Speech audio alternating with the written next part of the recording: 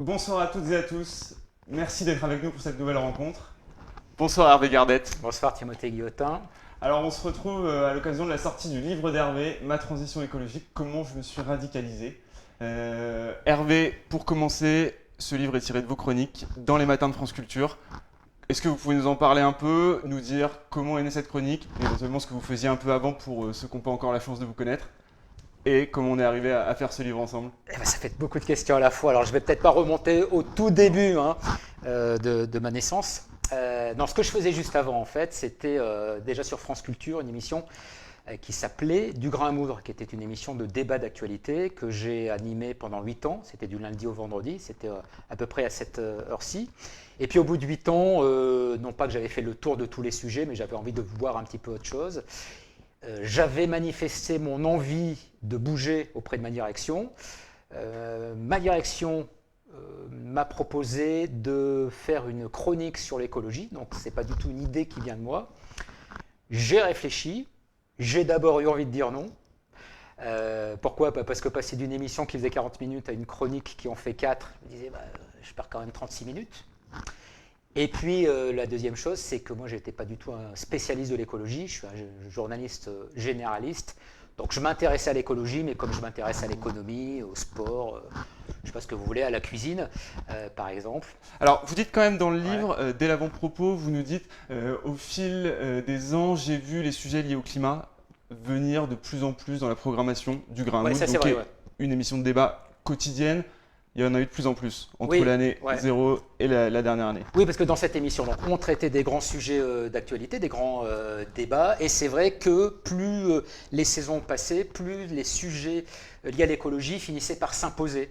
Il y a Mais c'est notamment lié à eu. vous ça ou c'est Non, des... c'est vraiment dans l'actualité. Ouais. C'est-à-dire à la fois l'actualité, il y a par exemple eu des épisodes caniculaires, il y a eu un certain nombre de catastrophes naturelles très spectaculaires, et puis il y avait aussi le fait qu'il y avait de plus en plus de livres qui sortaient sur ce sujet, d'intellectuels qui essayaient de réfléchir à ces questions, et puis aussi dans le débat politique, c'est une problématique, à la fois le climat et la question de l'environnement, plus largement, qui était de plus en plus présente. Donc voilà, je n'étais pas totalement novice, si j'ose dire, pour reprendre le titre de cette excellente maison d'édition, n'est-ce pas Merci. Timothée?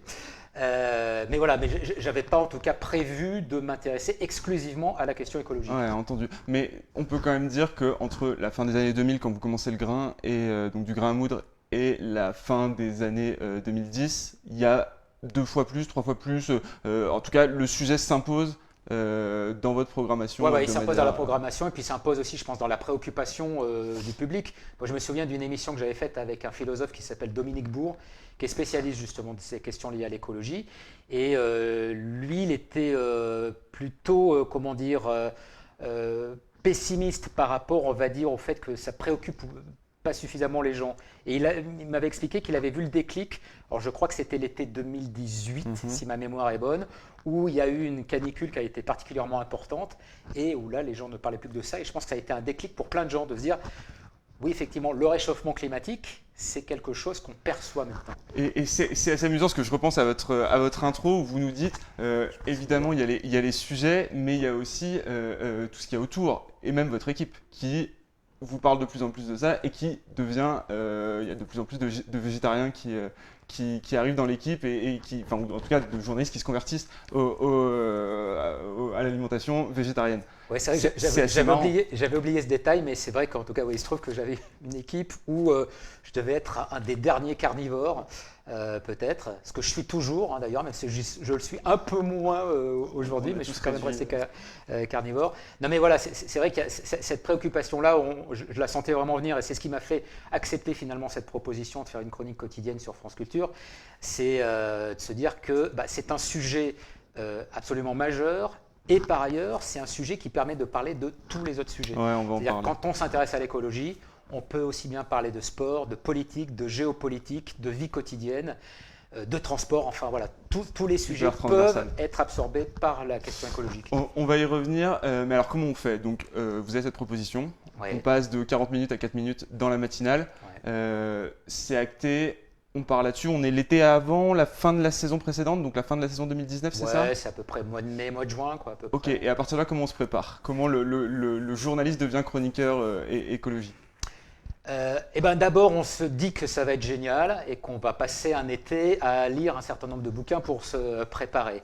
Et puis les semaines passent et puis on n'a toujours pas ouvert un livre. Enfin, moi, j'ai un petit côté comme ça, voilà, repoussé un peu au dernier moment. Je ne l'ai pas fait tout à fait au dernier moment, mais j'ai un petit rituel, moi, que je fais chaque été.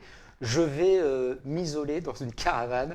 Alors je dis caravane, hein, mais c'est pas la caravane comme il en existe aujourd'hui. Vous savez, les grands trucs là, comment ça Ouais, des s'appelle là, camping-cars. voilà, c'est pas du camping-car, c'est de la caravane des années 60 où quand on est un à l'intérieur, on est déjà en trop, quoi, si vous voulez, parce qu'on n'a pas beaucoup de place pour se, pour se mouvoir.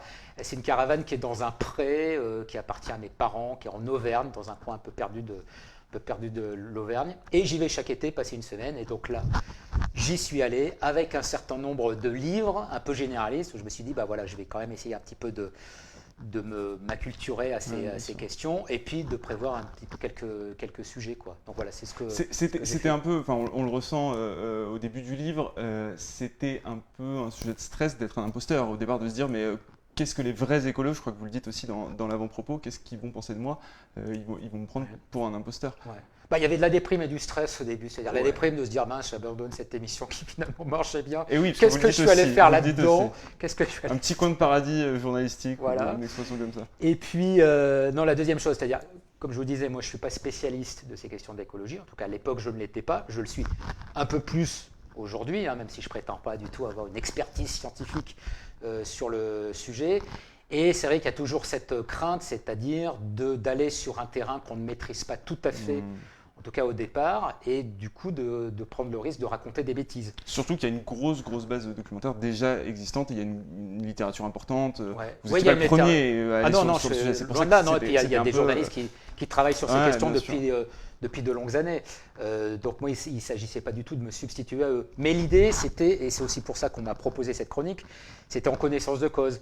C'est-à-dire de prendre quelqu'un qui est un journaliste, qui a l'habitude de traiter l'information, mais qui peut peut-être démarrer ces questions, comment dire, à un niveau d'expertise assez bas pour accompagner aussi un petit peu un mouvement général. Et l'idée, c'était pas que je me mette en surplomb. Le but, c'est pas de donner des leçons, mais c'est de raconter comment on essaie d'être un peu plus vertueux au niveau justement écologique.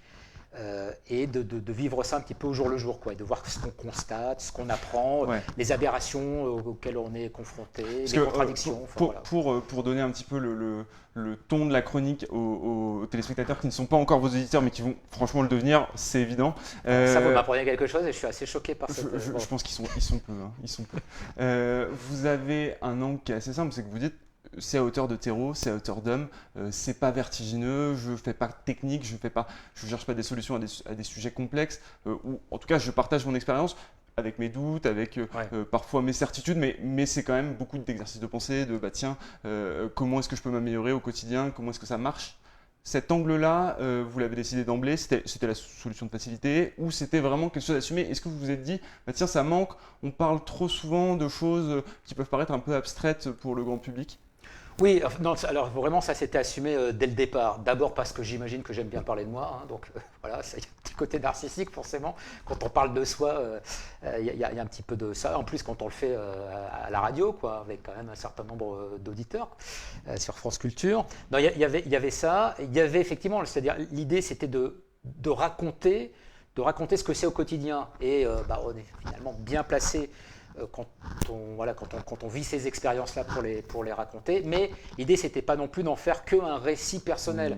Sinon, je dirais pas que ça n'a pas grand intérêt, mais autant laisser ça aux gens qui font des romans, à la littérature, voilà.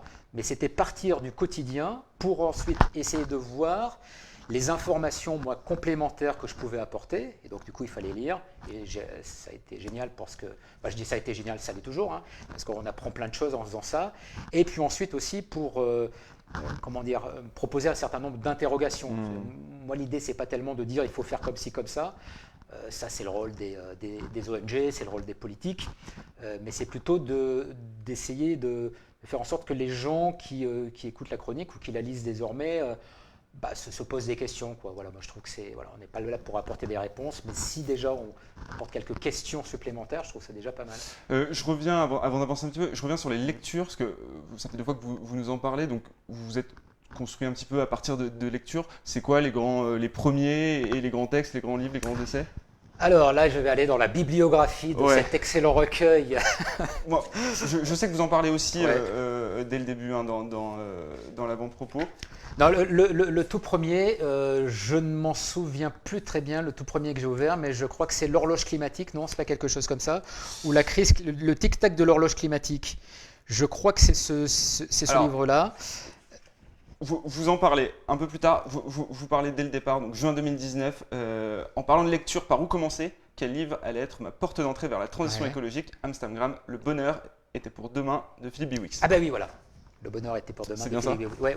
Alors, Philippe Biwix, c'est un ingénieur qui fait partie de l'Institut Momentum, qui est un institut auquel appartient notamment Yves Cochet, ancien ministre de l'Environnement. Alors, qui appartient, le ministre, à la galaxie de la collapsologie, qui est une galaxie assez large.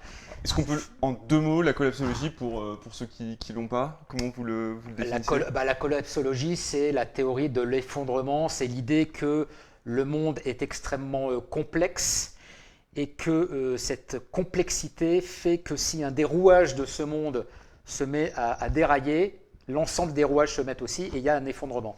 Et ce qu'il prévoit, c'est que la civilisation industrielle dans laquelle on est en voie d'effondrement déjà avancée, ou alors à venir. Alors ça dépend après, il y a différents sous-groupes dedans. Philippe Biwix, c'est pas exactement ça, mais en tout cas c'est quelqu'un qui est un ingénieur et qui remet en cause, on va dire, la toute-puissance de la technique, en disant il faut aussi aller vers une technique qui soit beaucoup plus modeste, ce qu'il appelle les low-tech, voilà, c'est-à-dire la technique légère et qu'on n'a pas besoin toujours de vouloir courir après de l'innovation qui est extrêmement énergivore, ce genre de choses. Donc par exemple, je sais pas, la 5G, pour prendre un sujet qui est d'actualité. Donc ça, c'est votre porte d'entrée. Ça, c'est ma porte d'entrée. Vers Voilà, la c'est le transition premier. écologique. Pourquoi est-ce que c'est celui-là que j'ai choisi en premier? Amsterdam. Oui, voilà, ben voilà, Amsterdam. Vous nous parlez, comme ça je vous les donne pêle-mêle, de géopolitique d'une planète déréglée. De Jean-Michel Valentin. Vous nous parlez de 20 000 ans ou la grande histoire de la nature. Ah ouais, c'est un livre génial. Stéphane Durand, qui est un historien et qui raconte comment la nature a commencé à se développer en Europe. C'est-à-dire qu'il y a eu une période glaciaire jusqu'à il y a 20 000 ans à peu près, hein, genre, je vous le donne à la louche. Hein. Et puis il y a 20 000 ans, il y a un réchauffement et commence à y avoir des ruisseaux, des forêts, la forêt qui s'étend, et puis la biodiversité qui se crée, quoi. Et c'est vraiment écrit presque comme un roman d'aventure, sauf que les héros, ce sont les animaux, ce sont les cours d'eau, ce sont les forêts, ce sont les plantes. Voilà. Et moi, j'ai adoré ce livre. Ok, bon, on reverra, on mettra la petite note bibliographique pour nos téléspectateurs. Donc là, ok, on s'est préparé, vous êtes parti de faire votre retraite, vous avez beaucoup lu. Concrètement... Ma retraite dans ma caravane, hein, pas dans un couvent, je le redis. On parle vraiment d'une retraite à la campagne. On va essayer J'aimerais bien aussi que vous me racontiez comment est-ce que vous avez travaillé la chronique, mais qu'est-ce que d'abord sur l'écologie vous avez mis en place au mois de septembre ou au mois d'août pour avoir un peu de choses à dire, à raconter à titre personnel? Vous voulez dire à titre personnel? Ouais. Qu'est-ce que vous avez mis en place? Qu'est-ce que vous avez essayé de faire? La première chose que j'ai faite, je me suis inscrit parce que j'étais au courant de l'existence de ce concours à un concours qui est organisé par la ville de Paris avec l'Agence parisienne du climat qui s'appelle le défi zéro déchet. Expliquez-nous. Qu'est-ce que c'est que le défi zéro déchet? Eh bien, c'est un défi qui a pour objectif d'atteindre le zéro déchet. Donc, en fait, ce sont des familles qui s'inscrivent. Alors là, il y en avait une centaine qui avaient été retenues, qui sont regroupées par équipe en fonction alors des lieux d'habitation, donc en l'occurrence à Paris des arrondissements. L'idée, c'est que pendant un mois, on pèse nos déchets. Donc, on nous avait attribué dans chaque famille un petit pèse-déchets. Mais ça son sac poubelle. Donc on pèse le verre, le papier, les déchets ultimes, enfin bon, bref, tout ce genre de choses, le compost. Et puis au bout d'un mois, donc on note à chaque fois sur un site. Et puis au bout d'un mois, l'idée c'est de réduire sa production de déchets. Et on a 6 mois pour essayer. Et au bout des 6 mois, on fait le total, et puis il y avait une petite cérémonie pour savoir quelle était l'équipe qui avait le plus réduit sa production de déchets. Donc j'ai fait ça, ce qui était assez marrant parce que c'est assez stimulant. Ouais, C'est-à-dire bien que sûr. si on vous dit il faut réduire vos déchets, comme ça, bon, vous allez peut-être le faire, mais c'est comme, je sais pas, comme quand vous faites du sport. Vous voyez, un jour vous allez faire de la muscu, vous allez faire des pompes, et puis le lendemain. Là, ça apporte une espèce de fil Ouais. rouge cohérent. Ouais, voilà. C'est-à-dire, là, il y a une obligation, c'est-à-dire, on sait qu'il y a ce défi à la fin, et puis en plus, comme on est en équipe, on est obligé de le faire. Alors, on peut tricher, évidemment, si on est malhonnête. On aurait très bien pu dire, ouais, j'ai réduit de On moitié. remplit au départ et puis. Mais bon, vous connaissez un petit peu Bah, bien l'honnêteté. sûr. La malhonnêteté, c'est pas ce qui me caractérise. Donc, je Vous l'ai fait incarnez très l'honnêteté. sérieusement. Et voilà. Et donc, pendant 6 mois, j'ai Alors, essayé de réduire les je fais déchets. une toute petite aparté parce que c'est vrai j'en entends souvent parler. Comment ça réagit au sein de la famille Gardette à ce moment-là? Non, mais parce que c'est pas évident voilà, moi je décide d'être plus écolo. Comment ça Ouais. se passe au sein du foyer familial? Alors, la famille Gardette, il faut le savoir, est composée de 5 individus. Ouais. Alors, à part moi-même, il y a mon épouse, il y a mes 2 enfants qui sont des adolescents, Et il y il a y a le un personnage principal chat. Voilà, du le livre. personnage principal. Parce que je tiens quand même à le dire, pardon, je vous coupe, à Lily, mon chat, pour l'ensemble de ses œuvres. Oui, ça c'est la dédicace que j'ai faite voilà, pour ce livre. Donc il y a ces 5 personnages et tous n'ont pas réagi de la même manière.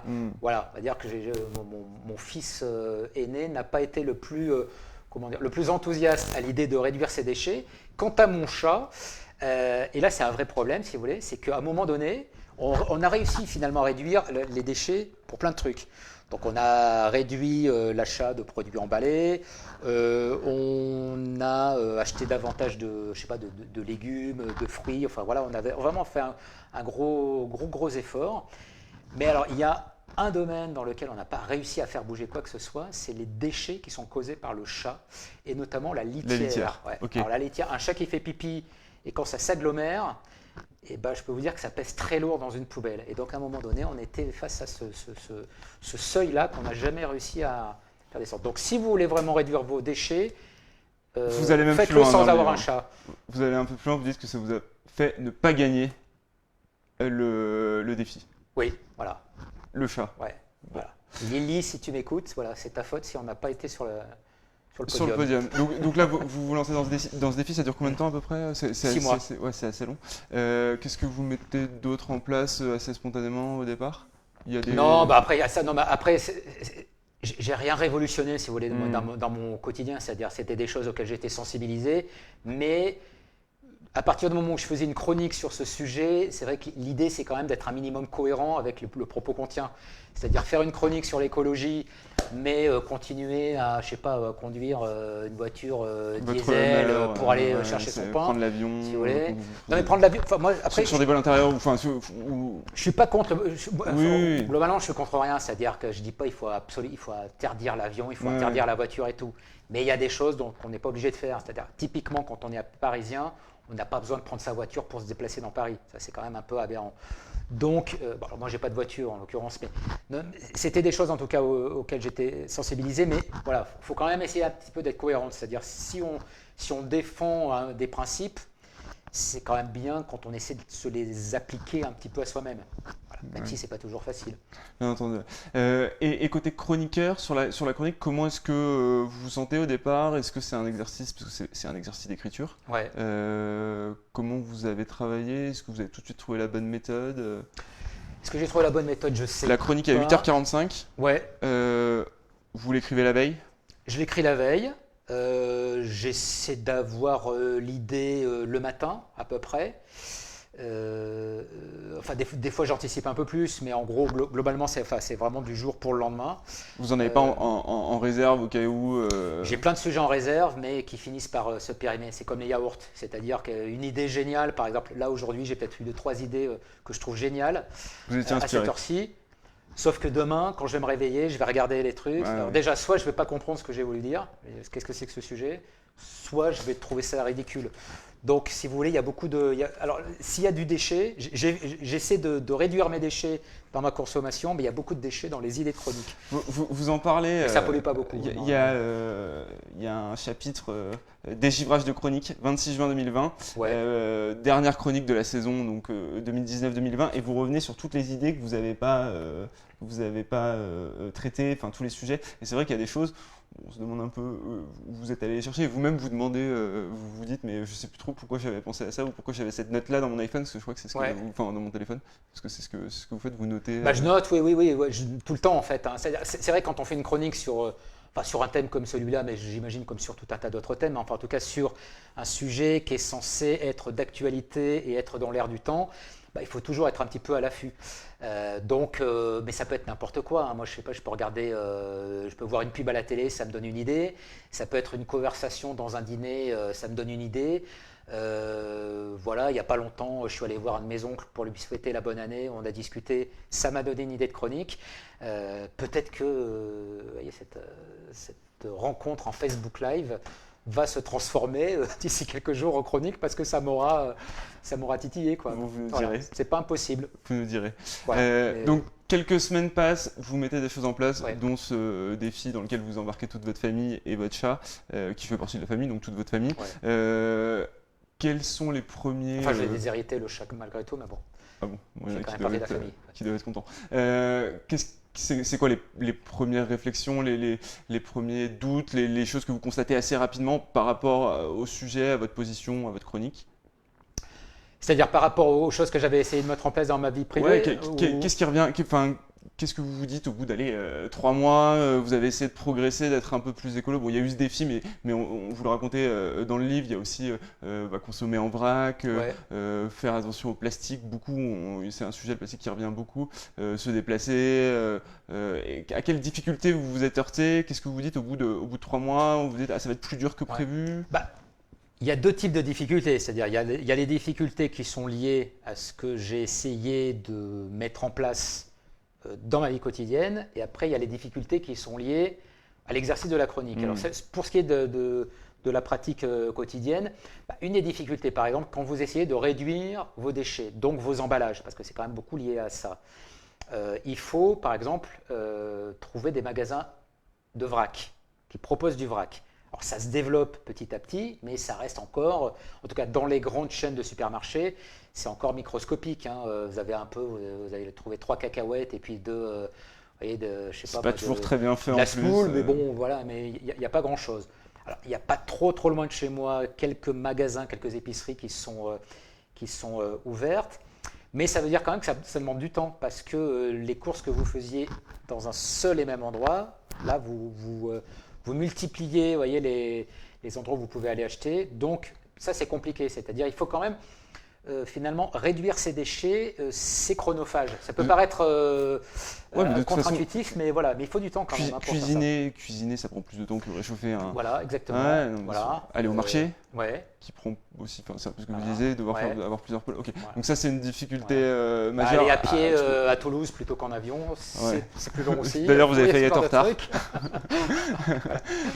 Ok, ça c'est une difficulté. Ça prend plus de temps d'être plus Ces écolo. blagues absolument nulles ne sont pas dans le recueil. Non, vous êtes beaucoup plus drôle, heureusement. Sinon, je suis pas sûr qu'on l'aurait fait. Donc, ça prend du temps d'être plus écolo, Ouais, globalement. Au début en tout cas, parce que non mais blague à part, c'est-à-dire que non, je pense qu'après c'est aussi une question d'habitude, mais quand on change sa façon de fonctionner, forcément, on n'a plus tout à fait ses repères.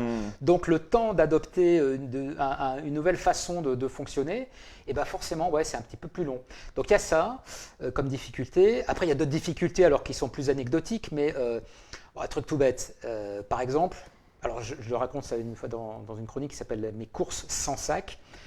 J'essaie pas seulement de limiter le plastique, mais j'essaie aussi de limiter les sacs en papier. Parce que par exemple, quand vous allez chez le boulanger, on vous met votre baguette dans un sac en papier, ce qui n'a absolument aucun intérêt. Parce qu'en général, votre boulanger, vous voyez, il est à 20 mètres de chez vous, la plupart du temps. Donc qu'est-ce que vous faites? On vous met la baguette dans le sac en papier. 1 minute plus tard, vous enlevez le sac, vous le jetez à la poubelle. Donc ça n'a aucun intérêt, ça ne permet pas de conserver le pain. Ça permet à la limite de ne pas trop se salir avec la farine, mais en me renseignant un petit peu, j'ai appris que la farine n'avait aucune valeur ni gustative à ajouter dessus, ni de conservation. Donc voilà, c'était pour faire joli, paraît-il. Bref, mais quand vous allez chez le boulanger, eh bien, réussir à lui faire comprendre que vous ne voulez pas de sac pour une baguette Eh ben, c'est pas si simple. D'abord, au début, vous osez pas trop, vous voyez, parce que vous dites, je vais être un peu ridicule. Ça va super vite en plus. Ouais, c'est un peu comme c'est quand on est adolescent et qu'on va à la pharmacie la première fois pour acheter un paquet de capotes. On le dit tout doucement, quoi. Bah là, c'était pareil. La première fois que j'ai demandé ma baguette sans sac en papier, je n'osais pas trop. Je me suis dit, le boulanger va me prendre pour un con, quoi. Et puis après, on prend un peu d'assurance, mais il faut quand même être très rapide parce que en général, le type ou la boulangère dégaine, c'est-à-dire c'est un réflexe, il le met dedans. Et le pire, voilà. Donc il faut tout de suite dire une baguette sans sac. Voilà. Et une fois, il y en a un qui m'a. J'avais pas été assez rapide, donc j'ai dit donc je voudrais une baguette. J'ai pas besoin du sac. Et là, il avait commencé à le sortir. Et qu'est-ce qu'il fait? Il le chiffonne, il le jette à la poubelle. Le comble. C'est pas gagné, quoi. Et alors sur le marché, c'est pareil. Quand je vais acheter les fruits et les légumes, voilà, mais c'est des trucs tout bêtes, mais c'est pas C'est des si réflexes simple, en fait à prendre. Ouais. Mais c'est vrai, c'est vraiment des trucs. Alors, je veux dire, un sac en papier en soi, c'est pas très polluant, mais l'accumulation de tout ça fait que ça crée quand même beaucoup de déchets. Donc on peut, normalement, on n'en aurait pas besoin, quoi. Donc vous en parlez, hein, mes courses sans sac, j'aurai ta peau ordure. C'est vrai que le déchet à ce moment-là c'est présent. Ouais. C'est une des choses qui est à portée de main, on va dire. Il y a des choses qui sont beaucoup plus compliquées à changer, mais ça, pour le coup, dans la vie quotidienne, c'est des choses qu'on peut modifier assez facilement. Et puis vous parlez aussi des soldes, des fringues. Et puis ce qui est assez amusant, c'est que vous nous racontez aussi dans ce carnet de bord de vos découvertes. On n'est pas obligé de rentrer dans le détail à chaque fois, mais la yaourtière et le patriarcat, donc écologie et féminisme. Ouais. Ça c'était, je ne sais pas si vous voulez que j'en dise un mot. On peut en dire un mot. Non, c'est juste pour expliquer quelle est votre démarche encore une fois. Mais allez-y. Non, la yaourtière et le patriarcat, c'était aussi pour mettre en avant un paradoxe, c'est-à-dire que cette prise de conscience écologique, moi je la trouve très bien. Du coup, on va adopter des comportements qui se veulent plus vertueux, et plutôt, par exemple, que d'aller acheter son pain, je suis très obsédé par le pain, vous voyez. On va faire son pain soi-même, et puis plutôt que d'acheter des yaourts, on va faire ses yaourts soi-même. Mais je me souviens que j'avais lu quelque chose autour de ça, c'est-à-dire que finalement, cette conversion-là, ou cette reconversion, était souvent prise en charge par les femmes, et que sous couvert de faire de l'écologie, les femmes se retrouvaient finalement à faire des choses que leur mère avait réussi à ne plus faire. Vous voyez, la lessive, par exemple, je sais pas, laver à la main des trucs plutôt que d'utiliser leur machine. Enfin, plus de temps en cuisine, parce qu'on a dit qu'on recuisinait. Donc, l'écologie, c'est bien, mais on n'est pas obligé de revenir à l'époque de la mère Denis, quoi. Vous voyez, quoi. Vous n'avez pas connu la mère Denis. Non, mais je vois à peu près l'idée. Ok, donc on a vu un peu ce que vous avez mis en place, ce que vous avez fait, les sujets, les doutes et les questions que vous vous posez. Le chroniqueur, lui, parce que c'est vrai que au tout début, d'emblée, au début de la chronique, donc on est en août 2019, vous nous dites, il faut, et on a intitulé cette conférence comme ça, il faut que je reste quand même journaliste, et il ne faut pas que je devienne un écologiste, un militant, un activiste. Au bout de 6 mois, je prends 6 mois au hasard, mais comment est-ce que vous vous situez? Quel retour on vous fait? Comment le journaliste vit cette expérience, cette immersion? Puis après, on verra comment est-ce que vous vous situez par rapport au sujet. Mais déjà, quels sont les retours? Comment vous vous situez par Les retours étaient plutôt sympathiques, que j'avais, en tout cas de la part des auditrices et des auditeurs, qui en général étaient plutôt des retours de témoignages, c'est-à-dire des gens qui m'écrivaient en me disant « Ah bah oui, tiens, voilà, moi aussi, j'essaie de faire ci, j'essaie de faire ça ». Sur mon histoire de sac à pain, j'ai par exemple une éditrice très gentille qui m'a offert un très beau sac à pain qu'elle a cousu et brodé. Voilà, donc ça c'était plutôt sympa. Et donc par rapport à ça, un des objectifs que j'avais moi et qui, je crois, était à peu près atteint, c'était que l'idée c'était pas de culpabiliser les gens, et plutôt d'accompagner un mouvement, quoi. Voilà, voilà, de témoigner aussi des difficultés, des contradictions auxquelles on est tous soumis et qui font que on peut pas être totalement vertueux de toute manière. Je pense que moi je suis plutôt du genre à craindre les gens absolument vertueux. En général, ça ne donne pas toujours des résultats terribles, hein, donc c'est bien quand même d'avoir quelques petites failles. Ça permet aussi de souffler un peu parfois, c'est pas plus mal. Donc il y avait ça. Après, alors est-ce que la crainte que je pouvais avoir au départ, qui était celle d'un militantisme peut-être un peu pas suffisamment journalistique était avérée. Il se trouve que, alors là aussi j'en ai fait une chronique, et c'est le sous-titre du recueil, c'est que ma direction, et en particulier ma directrice, me disait, alors pour me taquiner régulièrement, ah, mais ça y est, tu t'es radicalisé, ça y est, tu es devenu un écolo pur et dur, machin, voilà. Et donc un jour, je me suis dit, je vais faire une chronique là-dessus, c'est-à-dire quels sont les signes de ma radicalisation. Voilà. Alors c'est une chronique qui se veut un peu au second degré, parce que j'en rajoute évidemment énormément, mais je me mets dans la peau de quelqu'un, ce qui n'était pas tout à fait mon cas, mais qui ne voit le monde qu'à travers la question écologique. Même si, par certains signes, c'est vrai que j'avais tendance quand même à ce moment-là à, je sais pas, vous voyez, par exemple, je vous vois assis là sur un fauteuil avec des baskets, peut-être que j'aurais vérifié la marque des baskets, est-ce que c'est une marque vraiment, vous voyez, est-ce que c'est des baskets véganes par exemple, vous voyez, j'aurais pu parce que vous-même, vous portez que des baskets véganes et des... Je porte des bottines là, en l'occurrence, donc voilà. Alors c'est du cuir, ouais. Donc c'est pas tellement vegan, je crois. C'est pour ça que vous me disiez ça. Je vais vous citer dans cette chronique donc comment je me suis radicalisé. Je ne peux plus regarder un avion sans mauvaise pensée, ni regarder une vidéo en ligne sans mauvaise conscience pour rester crédible et intègre. J'ai renoncé aux soldes d'hiver, au foie gras, aux taxis, aux enceintes connectées, au Thermomix et à la 5G. La littérature n'est même plus un refuge, pour peu qu'on y croise un petit coin de nature, le moindre roman devient visionnaire. Germinal n'est plus un livre sur la condition ouvrière, mais une prophétie sur la fin du charbon. J'ai expulsé le rouge et le noir de ma bibliothèque, ça manquait de verre. Que rajouter? C'est beau, c'est superbe. Je précise que Timothée est l'éditeur de ce recueil. Oui, vous n'êtes pas tout à fait objectif. Ça, c'est. Non, je trouve ça très bien. Ok, donc on sent quand même qu'il y a déjà quelques difficultés de positionnement. Vous vous dites, il faut que je fasse attention, il ne faut pas que je me laisse complètement immerger par le truc. Non, mais ça, c'est un truc. Pardon, mais je veux dire, ça, c'est quelque chose qui doit être à l'esprit de n'importe quel journaliste.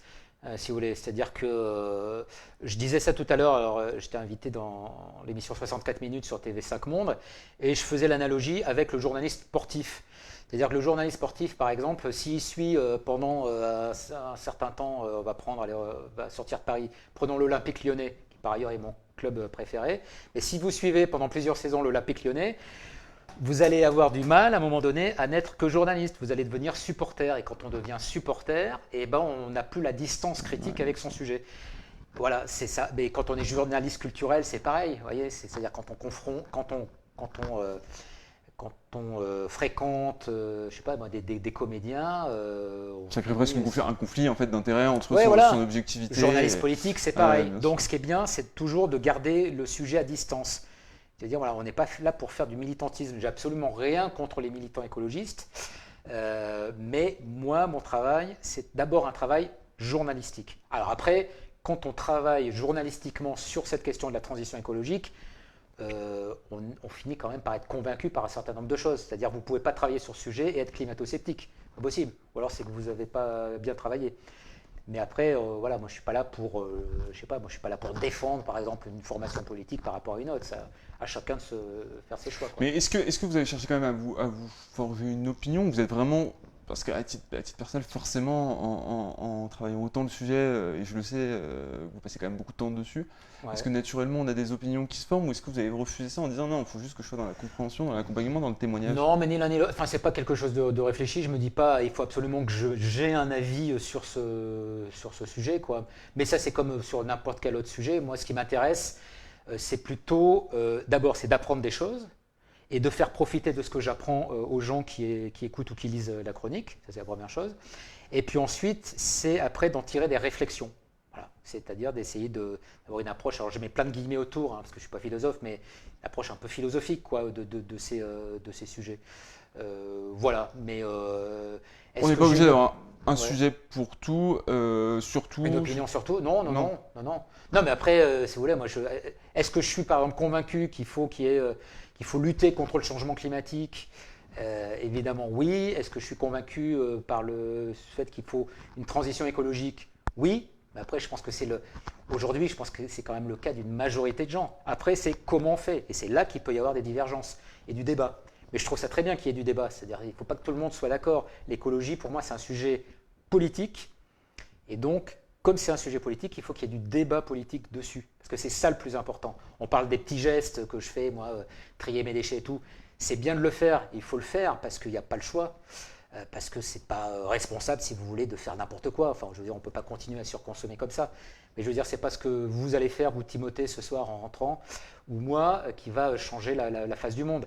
Ce qu'il faut, c'est d'abord qu'il y ait des décisions politiques qui soient prises, quoi. Mais dans ce cas, on peut le prendre à l'envers en se disant que plus on va être, nous, individuellement convaincus qu'il faut faire des choses et prendre des décisions politiques, plus on va les amener, on va insuffler cette dynamique-là, et les politiques vont être obligés de nous répondre et d'agir en conséquence.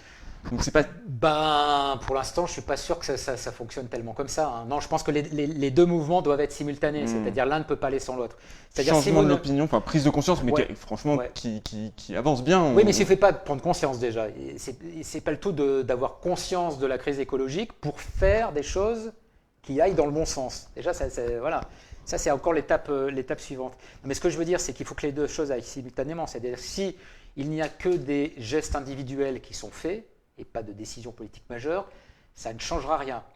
Ça changera rien. Ça changera, mettons, je sais pas, à la louche pour 20%, si vous voulez, par rapport aux émissions de gaz à effet de serre. C'est très largement insuffisant. C'est-à-dire 20% des 100% qui seraient nécessaires. Mais s'il y a des décisions politiques qui sont faites sans que les gens acceptent de les accompagner, ça ne marchera pas non plus. C'est ce qui s'est passé avec les gilets jaunes. La taxe carbone sur l'essence, elle s'est faite contre une partie de la population. C'était pas fait sciemment, mais c'est comme ça que ça a été perçu. Et ça n'a pas marché non plus. Donc il faut que voilà, je vous dis, l'un ne va pas sans l'autre. Vous qui travaillez le sujet quotidiennement, comment est-ce que vous percevez l'opinion publique? Est-ce que vous pensez que les gens sont au bon niveau en termes de prise de conscience? Alors là, je vais vous répondre comme tout bon étudiant qui est passé par un institut d'études politiques, à savoir que l'opinion publique n'existe pas. Les gens avec qui vous échangez, Non, mais les gens... est-ce que vous les sentez avertis, attentifs, intéressés ou... Oui, mais après, si vous voulez... Non, mais moi, en tout cas, je ne peux pas avoir de propos qui diraient les Français pensent que... Non, à votre échelle. Ouais, non, mais je le précise aussi parce que moi, quand j'entends ça, petit aparté, allez-y. Non, mais quand j'entends ça, je veux dire, voilà, les journalistes ou les politiques, les Français parce que... on n'en sait rien. À la limite, il y a les gens qui travaillent dans les instituts de sondage qui peuvent avoir une petite idée. Voilà, mais sinon, ça veut rien dire. Je vous dis, l'opinion publique, c'est pas une masse uniforme, donc ça veut rien dire. Après, moi, je peux parler effectivement des gens que je fréquente, mais sachant que les gens que je fréquente sont d'une nature particulière. C'est-à-dire, en général, on fréquente plutôt les gens qui vous ressemblent. Vous voyez, des gens qui ne pensent pas du tout comme vous, qui ont un mode de vie totalement différent.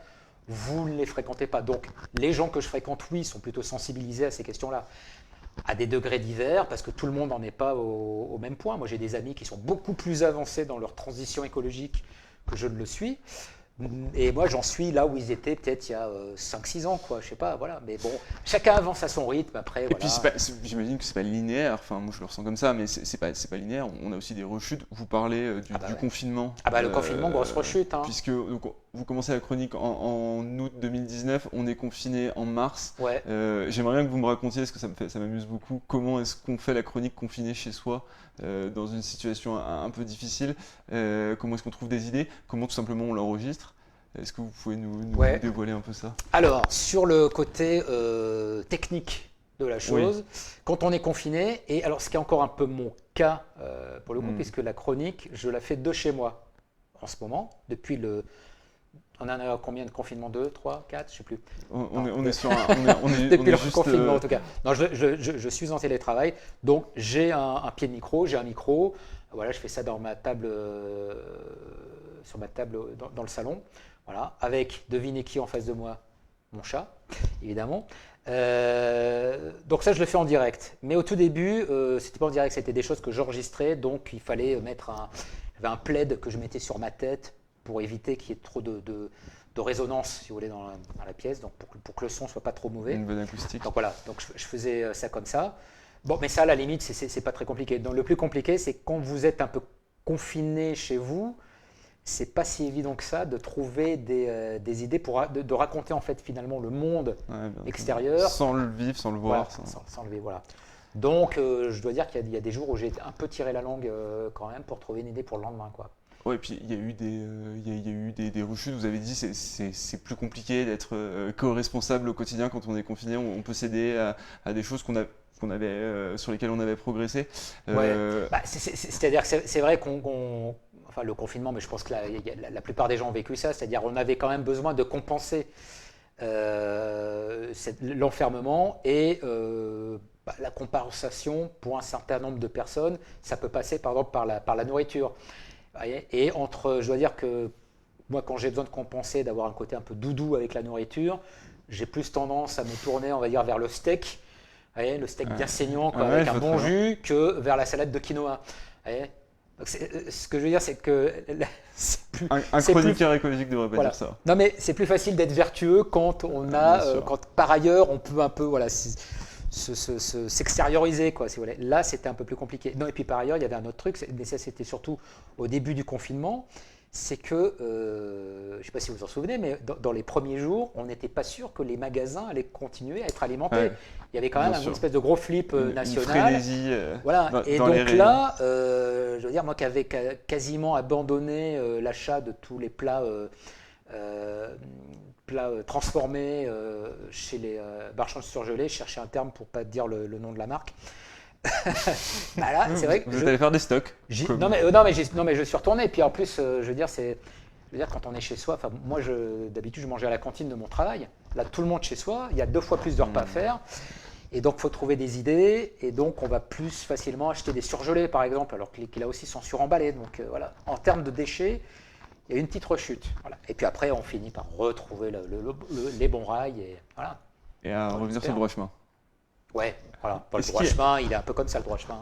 Ouais, c'est aussi, Voilà. c'est ça qui rend aussi votre chronique et votre bouquin hyper humain, et on se rend compte que le chroniqueur, encore une fois, n'a pas une trajectoire hyper linéaire. Est-ce qu'il y a des choses que vous n'avez pas encore réussi à mettre en place? Est-ce qu'il y a des défis pour les prochains mois? Alors, des choses que j'ai pas. Ouais, non, il y a une chose que j'ai pas réussi à mettre en place et je suis assez pessimiste sur le fait de pouvoir l'atteindre totalement un jour.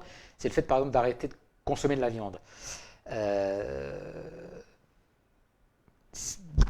je suis pessimiste simplement parce que moi j'adore manger de la viande. Alors vraiment, moi je trouve ça très très bon, surtout quand c'est bien cuisiné, évidemment.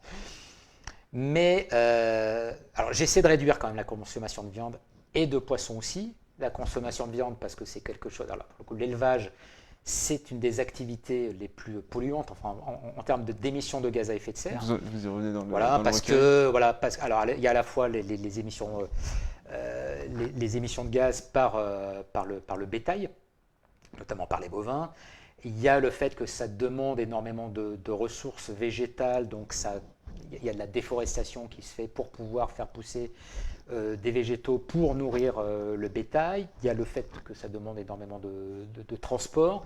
Il y a ça. S'agissant du poisson, il y a la surpêche. Donc là, c'est plus un problème d'érosion de la biodiversité. C'est-à-dire il y a des mers où le poisson devient extrêmement rare, voire disparaît. Ça, c'est un vrai problème. Et puis, il y a une question à ça qui s'ajoute là-dessus, qui est une question éthique, qui est celui de la souffrance animale.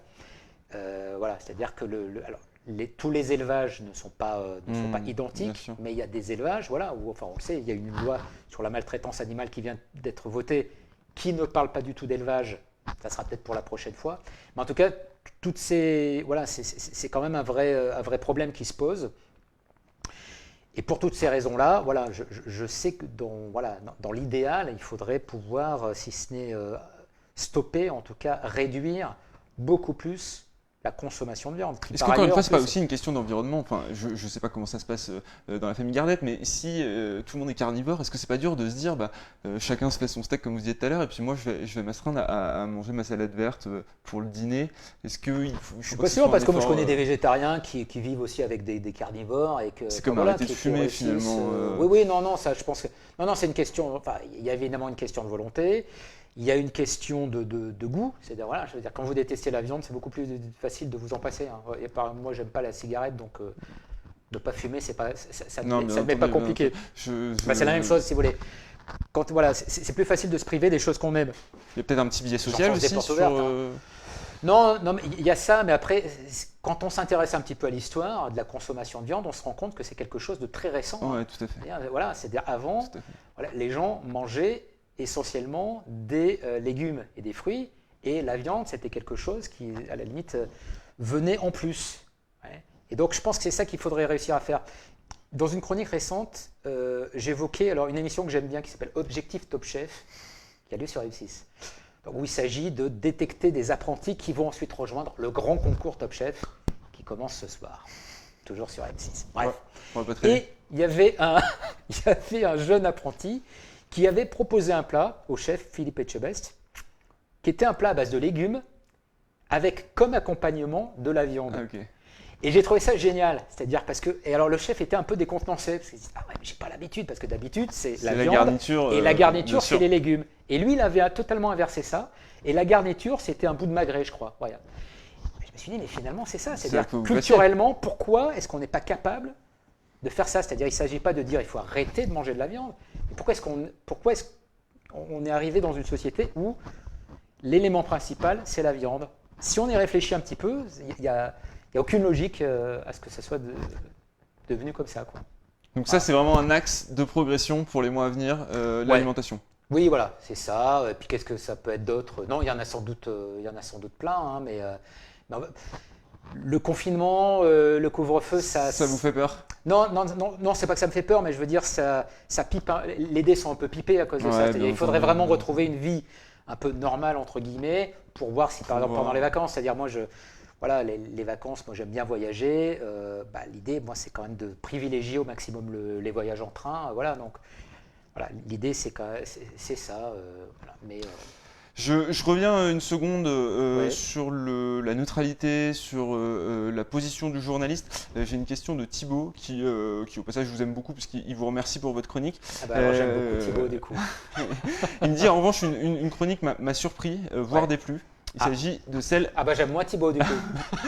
Il s'agit de celle où vous parlez du nucléaire, qui est un des sujets un peu touchy sur les sujets écologie climat. Vous décidez pour une fois de ne pas prendre parti. Or aujourd'hui, les scientifiques et l'Agence internationale de l'énergie s'accordent à dire que c'est une des seules sources d'énergie décarbonée pilotable qui puisse permettre de réussir à atteindre les objectifs des accords de Paris. Ouais.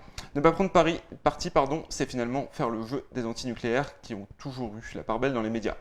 Je ne sais pas. Or, le scénario 100% renouvelable est une utopie. Pourquoi ne pas avoir pris position en faveur du nucléaire? Et j'aimerais savoir aujourd'hui quelle est votre position après cette année d'approfondissement sur l'écologie sur ce sujet. Eh bien, je dirais que Thibaut, lui, prend parti.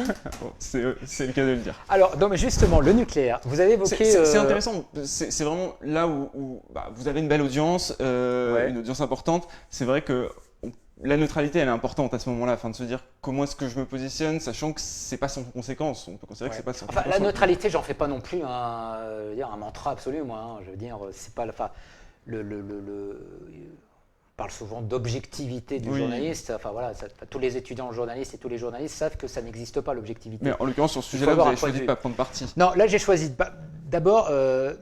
Dans une chronique que vous mentionniez tout à l'heure, qui était justement le dégivrage de chronique de tous ces thèmes que je n'avais pas abordés, j'expliquais que j'avais réussi l'exploit en un an de ne parler ni des pesticides, ni du nucléaire. Cette année, j'ai parlé une fois du nucléaire. Alors, je vais vous faire deux niveaux de réponse. Une qui n'est pas tout à fait sérieuse et une autre qui l'est un peu plus. Pourquoi j'en parle pas? Parce que je suis courageux, mais pas téméraire, et que je sais que le sujet est tellement clivant que je risque, vous voyez, de m'ostraciser une partie des auditrices et des auditeurs. Et par ailleurs, il se trouve que dans ma famille, il y a des ingénieurs qui travaillent dans le nucléaire, et que quand on en discute, alors moi j'en rajoute toujours un petit peu pour me moquer un petit peu d'eux, voilà, mais que voilà, je sais que c'est un sujet un petit peu touchy. Alors effectivement, il y a de plus en plus des gens dans la lignée d'un Jean-Marc Jancovici qui est très engagé dans la transition écologique, mais qui, lui, justement, défend le point de vue de Thibaut, qui est de dire voilà, le nucléaire, c'est la source d'énergie, la production d'énergie qui émet le moins de gaz à effet de serre. Donc, pour ce qui est de la transition énergétique, c'est absolument ce qu'il faut faire.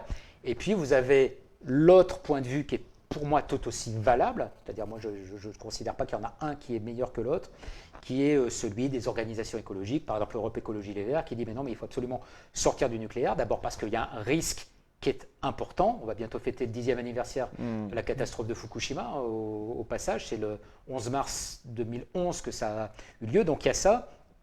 Et par ailleurs, Il y a garder les le nucléaire, c'est ne pas faire le choix du coup suffisant des énergies renouvelables.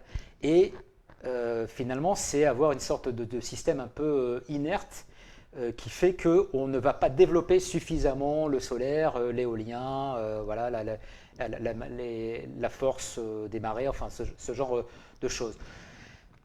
Moi, franchement, si je me positionne pas plus là-dessus, déjà c'est aussi parce que je suis assez partagé quoi, sur le sujet. Effectivement, le nucléaire produit peu d'émissions de gaz à effet de serre, mais ce n'est pas vrai de dire qu'il n'en produit pas du tout. Par ailleurs, il y a des matériaux, des combustibles qu'il faut aller chercher, qui ne sont pas sur le sol français. Donc on a quand même une dépendance énergétique à l'égard d'autres pays. Et on se met aussi en situation d'être vulnérable par rapport à ça. Donc il y a quand même aussi un bilan carbone qui existe. Et puis après, il y a quand même aussi la question des déchets. C'est-à-dire que, certes, par rapport aux enjeux climatiques, c'est une solution intéressante. Mais si on s'intéresse aux déchets, à la gestion des déchets, là, il y a une question de responsabilité par rapport à ces fameuses générations futures. C'est-à-dire qu'est-ce que nos enfants, nos petits-enfants vont faire de ces déchets qu'on ne sait pas aujourd'hui retraiter. Enfin, quand on est au déchet ultime, on ne sait pas retraiter. Vous en parlez Donc voilà, dans je une chronique. ne suis pas sûr que ça satisfera Thibaut. J'espère qu'il va continuer à bien m'aimer. Mais voilà. Vous en parlez dans une chronique enfin c'est vrai que vous parlez beaucoup de déchets, alors c'est pas exactement les mêmes là, le temps du danger, on est début janvier 2020, vous vous dites comment est-ce qu'on va pouvoir communiquer, enfin, vous réfléchissez, et c'est une chronique qui est tout à fait passionnante, c'est un véritable et une véritable expérience de pensée. Est-ce que vous pouvez nous en parler? Oui, alors, rapidement, cette chronique, c'était alors suite à un article que j'avais lu sur le site The Conversation, qui est un site vraiment que je conseille à tout le monde. Ce sont des universitaires qui écrivent des articles, c'est gratuit et c'est vraiment très bien. Et donc il y avait un article qui relatait une expérience qui est menée dans je ne sais plus quel laboratoire, de se dire comment est-ce qu'on fait pour communiquer à travers les siècles, voire à travers les millénaires. Et pour dire, attention par exemple, ce fût, je prends un exemple, prenez un fût, un bidon, dans lequel vous avez, je sais que ce n'est pas comme ça que ça se passe, mais dans lequel vous avez des déchets nucléaires ou d'autres, en tout cas voilà, des déchets dangereux. Bon, vous allez mettre une tête de mort dessus, d'accord? Et vous dites au moins, si les gens le trouvent, ils vont comprendre que c'est quelque chose de dangereux. Ouais, bon, ils vont le comprendre aujourd'hui, ils vont le comprendre dans 10 ans, ils le comprendront peut-être encore dans un siècle. Mais dans un millénaire ou dans 10 000 ans, c'est-à-dire si on n'a pas été capable de retraiter ce déchet-là, parce que c'est un déchet ultime, qu'est-ce qui va se passer? Rien ne dit d'abord que tout le monde continuera à parler notre langue. Vous voyez, le français, ça sera peut-être une langue morte, et puis depuis belle lurette. Et par ailleurs, rien ne dit non plus que les signes visuels qu'on comprend aujourd'hui seront compréhensibles à l'avenir. Et une tête de mort, ça peut être? Une tête de mort, ça peut être une nécropole. C'est-à-dire les gens qui trouveront un bidon avec une tête de mort se diront peut-être, tiens, ah ben voilà comment ils enterraient leurs morts à l'époque. Vous voyez? C'est-à-dire ils n'auront pas conscience du danger. Et ça, je trouvais ça absolument passionnant. C'est-à-dire quand on a, on va dire, des témoignages de notre civilisation qui vont voyager à travers les siècles et les millénaires, comme une partie de nos déchets, eh ben, ça demande quand même de bien réfléchir pour que ceux qui les trouveront peut-être dans très très très longtemps comprennent ce qu'on a voulu leur dire. Alors c'est assez amusant et c'est pour ça que, pour m'être un peu immergé dans vos chroniques que j'aime beaucoup, c'est que vous parlez de la quatrième dimension avec cette histoire de servir l'homme et des extraterrestres qui ont un manuel, une espèce de bible qui s'appelle Servir l'homme. Ah oui. Les hommes se disent, bon bah ils débarquent avec leur bible Servir l'homme, c'est super, on va se faire servir. Puis finalement en fait c'est un livre de cuisine qui raconte ça c'est un épisode génial de la quatrième dimension. Pour les plus jeunes, c'est une série de science-fiction qui existait dans les années 50 ou dans les années 60 et qui est très intéressante aujourd'hui, je trouve, parce qu'à l'époque, alors la grande peur, justement, c'était qu'il y ait un conflit nucléaire. Parce qu'il y avait eu Hiroshima, parce que l'URSS maîtrisait la bombe H, et parce qu'il y avait la guerre froide et qu'à tout moment, ça pouvait péter. Donc, il y avait une crainte de fin du monde à l'époque. Et du coup, ça résonne beaucoup, je trouve, aujourd'hui avec les craintes qui sont la fin du monde, mais par rapport au changement climatique et à l'érosion de la biodiversité. On retrouve aussi là une espèce de fil un petit peu sur ce sujet. Donc, je conseille vraiment alors, ça a un peu mal vieilli au niveau de la réalisation parce que alors c'est pas le rythme d'aujourd'hui, vous voyez, c'est pas le rythme Facebook, quoi. Il faut que ça aille vite, quoi. C'est assez lent, mais il y a plein de récits assez marrants, dont celui que vous évoquiez. Ouais. Ça permet d'apporter une espèce de petite respiration à cette chronique qui est quand même lourde de sens et qui est importante. Et c'est ça qui est vraiment super dans votre recueil, c'est qu'on passe voilà, de sujets sérieux, des vrais exercices de pensée, à des moments où la culture populaire peut aussi servir. Enfin, plusieurs fois vous faites appel à la littérature. D'ailleurs, dès le début, vous parlez d'un roman de Lola Lafont. Ouais. Alors voilà, c'est-à-dire moi, si j'ai un conseil d'ordre littéraire à donner, alors il y a plein d'essais. Énormément d'essais. Là, il y a une petite bibliographie, vous la découvrirez avec le recueil, mais non exhaustive d'essais plus ou moins généralistes autour de ces questions. Donc ça, c'est vraiment important. Et puis, il y a plein de lectures absolument passionnantes. Mais il y a aussi toute la littérature. Et la littérature est très riche de ces questions. Alors, pas forcément sur le changement climatique, mais en tout cas sur les questions des rapports de l'homme à la nature et tout. Il y a plein de romans à lire, et pas que des choses contemporaines, hein. Il y a plein de récits beaucoup plus anciens qui sont absolument passionnants. Et qui portent un vrai sujet, un vrai enjeu aussi. Qui portent un vrai sujet et puis qui aident aussi à réfléchir. Moi, je trouve que c'est toujours intéressant d'aller chercher dans la fiction des éléments de réflexion. Alors, juste pour vous dire par rapport à la réponse que vous avez faite à Thibaut, on a Martine qui nous dit, Martine, à moins que nos descendants n'aient muté pour s'adapter au nucléaire. Aux déchets nucléaires. Alors oui, j'avais pas pensé à cette hypothèse. Merci Martine, je vais écrire la suite de cette chronique. Vous nous racontez vraiment plein de choses dans le recueil. Vous nous parlez de la culture du vélo, de l'obsolescence programmée. C'est une chronique passionnante sur la véritable histoire de l'obsolescence programmée des abeilles de l'année 1972, qui est une année assez clé dans les sujets liés à la transition écologique. Ouais. Ça sur l'année 72, si vous voulez qu'on juste 2 secondes. C'est assez terrible en fait ce qui s'est passé, je trouve. Enfin terrible, peut-être un peu exagéré, mais en travaillant sur ce sujet, je me suis rendu compte que très régulièrement,